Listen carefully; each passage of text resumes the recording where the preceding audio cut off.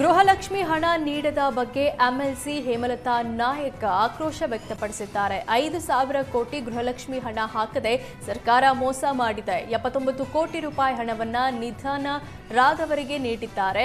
ಗೃಹಲಕ್ಷ್ಮಿ ಯೋಜನೆ ಆರಂಭದಿಂದಲೂ 2,000 ಸತ್ತವರಿಗೆ ಹೋಗಿದೆ. ಇದು ಅವ್ಯವಹಾರವಾಗಿದೆ. ಗ್ಯಾರಂಟಿ ಯೋಜನೆ ಕಣ್ಣೆರೆಸೋ ತಂತ್ರ. ಗ್ಯಾರಂಟಿ ಯೋಜನೆಯಿಂದ ರಾಜ್ಯ ತಲಾ ಆದಾಯ ಹೆಚ್ಚಿದೆ ಅಂತ ಸಿಎಂ ಹೇಳ್ತಾರೆ.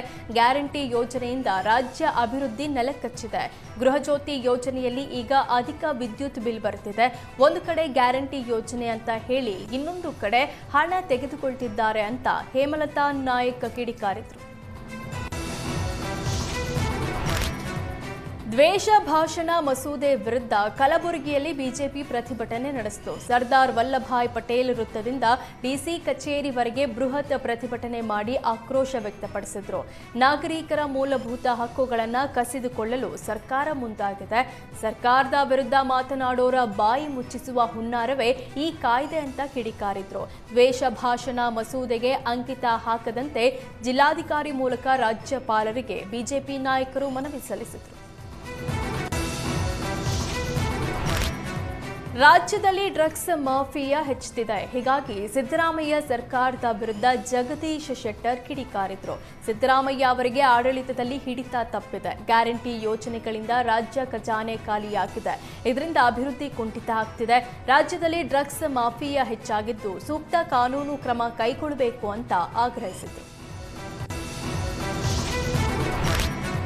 ಬಿಸಿಯೂಟಕ್ಕೆ ಕಳಪೆ ಗುಣಮಟ್ಟದ ಆಹಾರ ಪೂರೈಸಿದ್ದ ಬಗ್ಗೆ ಸುವರ್ಣ ನ್ಯೂಸ್ ವರದಿ ಬಿತ್ತರಿಸಿತ್ತು. ಇದೀಗ ಸರ್ಕಾರ ಅಲರ್ಟ್ ಆಗಿದ್ದು ಎಲ್ಲ ಆಹಾರ ಧಾನ್ಯಗಳ ಸ್ಯಾಂಪಲ್ ಸಂಗ್ರಹಿಸಿ 15ರೊಳಗೆ ವರದಿ ಸಲ್ಲಿಸಲು ಅಧಿಕಾರಿಗಳಿಗೆ ಸೂಚಿಸಿದೆ. ಬೆಂಗಳೂರು ಸೇರಿದಂತೆ ರಾಜ್ಯಾದ್ಯಂತ ಬಿಸಿಯೂಟದ ಸ್ಯಾಂಪಲ್ ಸಂಗ್ರಹಿಸಿ FSSAI ಲ್ಯಾಬ್ಗೆ ಕಳಿಸಿದೆ. ಕಳಪೆ ಆಹಾರ ಪೂರೈಕೆ ಮಾಡಿದವರ ವಿರುದ್ಧ ಸರ್ಕಾರ ಕ್ರಮಕ್ಕೆ ಚಿಂತಿಸಿದ್ದು ಅಧಿಕಾರಿಗಳ ಟೆನ್ಷನ್ ಹೆಚ್ಚಾಗಿದೆ. 2026ರ ಹೊಸ ವರ್ಷ ಸ್ವಾಗತಕ್ಕೆ ರಾಜಧಾನಿ ಸಜ್ಜಾಗಿದೆ. ಬೆಂಗಳೂರಿನ MG road, church street, Brigade ರೋಡ್ನಲ್ಲಿ ಲೈಟಿಂಗ್ಸ್ ಕಂಗೊಳಿಸುತ್ತದೆ. 15 ಲಕ್ಷ ವೆಚ್ಚದಲ್ಲಿ ಲೈಟಿಂಗ್ಸ್ ವ್ಯವಸ್ಥೆ ಮಾಡಲಾಗಿದ್ದು ಲೈಟಿಂಗ್ಸ್ ಕಣ್ತುಂಬಿಕೊಳ್ಳಲು ಜನಸಾಗರ ಹರಿದು ಬರ್ತಿದೆ. ಅಹಿತಕರ ಘಟನೆ ನಡೆಯದಂತೆ ಪೊಲೀಸರು ಕಣ್ಗಾವಲು ಇಟ್ಟಿದ್ದು ಅಂಗಡಿ ಮುಗ್ಗಟ್ಟುಗಳಿಗೂ ಸುರಕ್ಷತಾ ಕ್ರಮ ಕೈಗೊಳ್ಳಲು ಸೂಚನೆ ನೀಡಲಾಗಿದೆ.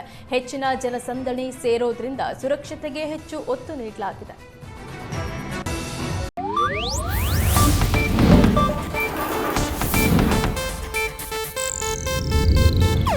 ಇದು ಏಷ್ಯಾನೆಟ್ ನ್ಯೂಸ್ ನೆಟ್ವರ್ಕ್ ಪ್ರಸ್ತುತಿ.